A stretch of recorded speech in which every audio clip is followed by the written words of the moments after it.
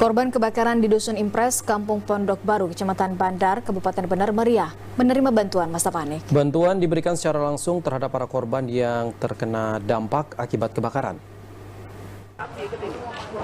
Di Kampung Pondok Baru, Kecamatan Bandar, Kabupaten Benar Meriah, satu unit rumah sekaligus tempat aset desa mengalami kebakaran.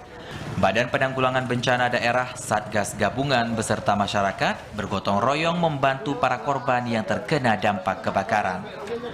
Kepala Badan Penanggulangan Bencana Daerah Benar Meriah, Safriyadi mengatakan, jumlah para korban yang terkena dampak kebakaran sebanyak 2 jiwa, serta bantuan masa panik diberikan yakni bantuan logistik sementara, sandang, dan juga pangan, beserta bantuan material seng hingga papan bangunan.